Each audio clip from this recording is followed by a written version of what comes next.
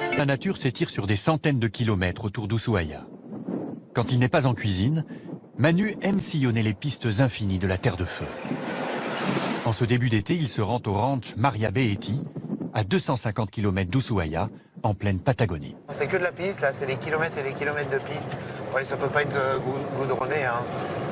Faut faire attention, on peut croiser les agneaux, enfin bon, les gros camions aussi. Faut y aller doucement. Des kilomètres de désert battus par des vents violents. Donc là, je viens choisir les agneaux pour toute l'année. C'est l'été.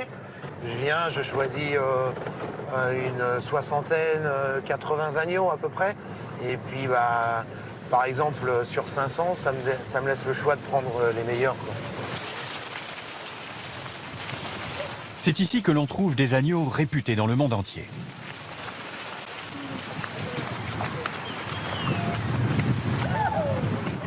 Ils les ont ramassés, là, ils les mettent dans un petit parc, tous ensemble, pour les tondre demain ou après-demain, quoi. Tu vois, les chiens, ils sont tout autour, quoi, ils font un travail exceptionnel. Sans les chiens, ils pourraient pas travailler, les gauchos, hein. Mais avant de faire son choix, Manu profite du spectacle de la tonte des agneaux. Les gauchos, ces cow-boys de l'Amérique du Sud, sont à la manœuvre. C'est Martine, son ami de 18 ans, qui l'accueille. La estancia est une institution en Terre de Feu.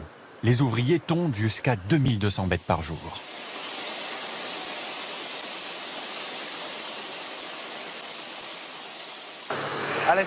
Ah, ils sont en train de marquer là? Tu me montres?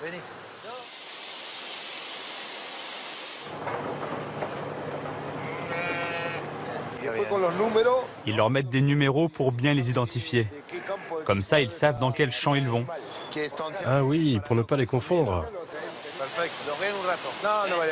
Après un tour du propriétaire, il est temps de parler affaires.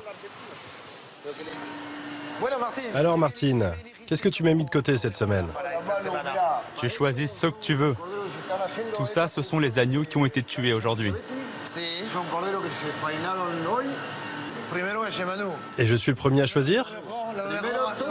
Tous les meilleurs agneaux de l'Estancia Maria Beatty, ils sont pour chez Manu. Et là, celui-là, il est un peu gros, là. Celui-là, il est un peu gros, il fait 16 kilos. Je vais plutôt me tourner vers un qui est comme ça, là. Un 9, 10 kilos, 10, 11 kilos. Tu vois, là, il y a le numéro du troupeau, la date. Cette année, les agneaux sont excellents. Comme il a beaucoup plu au printemps, l'herbe est plus verte. Du coup, les agneaux sont plus gros. C'est les gigots. Un gigot d'agneau comme ça, c'est pour 3 personnes, hein. C'est pas les gros gigots où on a l'habitude en France, où on mange à 8 ou 10 personnes. C'est du beurre, c'est du beurre. Et pour s'en assurer, rien de tel que de goûter la marchandise.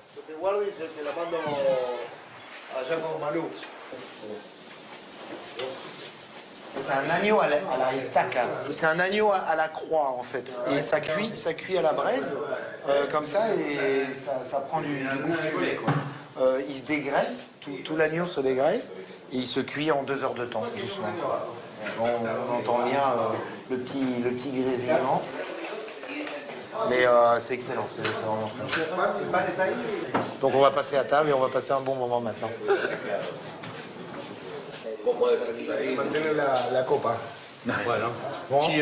Muchas gracias. Allez, santé. Merci pour votre accueil. Salut. Salut. Un gusto. Salut, Paul. La prochaine sera à chez Manu. Retour à Ushuaia.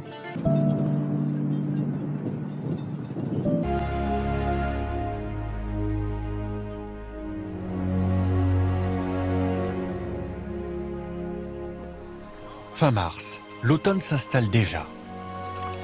L'activité du restaurant diminue.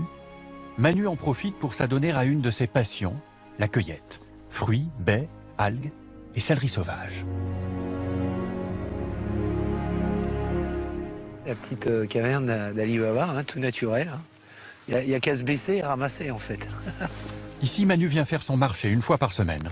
Je le mélange et puis ça accompagne un petit poisson, quoi, tu vois, que je cuis sous vide à l'eau de mer, avec le mélange de céleri sauvage et puis d'algues déshydratées, séchées à la maison. C'est drôlement bon. Donc Donc là, j'en ramasse pas mal, parce que c'est le moment aussi, ça, là, avant l'hiver.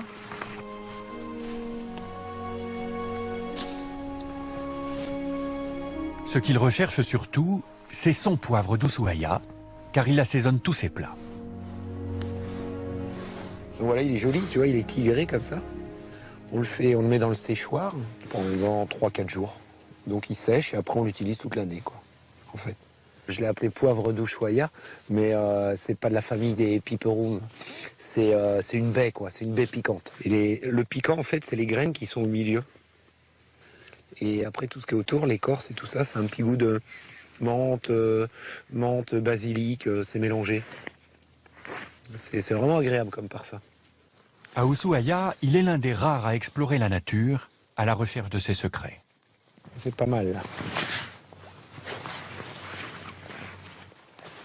D'année en année, souvent, il y a quelque chose qui se rajoute à mon sac.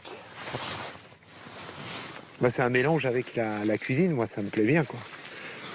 Et comme chef, aller ramasser son poivre, aller à l'estancia, aller voir les crabes, le pêcheur, etc. C'est des produits, c'est naturel, c'est excellent. Ça commence à faire un peu frais, quand même, là. On va se dépêcher de ramasser les dernières. Ce goût des bonnes choses, Manu le partage avec Mauricio, son chef de salle. Il fait découvrir ce fameux poivre aux derniers touristes de la saison. Alors, pour accompagner le plat, je vous propose de goûter ce poivre, une spécialité des forêts d'ici, récolté par notre chef Manu. On le passe au moulin, comme ça. Et là, vous pouvez sentir, c'est bien parfumé. Délicieux. Merci. Merci, compliment au chef. Merci Mauricio pour cette démonstration. Complimenti.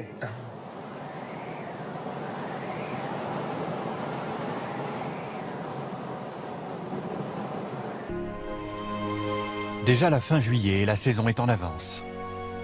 À Ushuaïa, l'hiver est revenu et avec lui, le grand froid.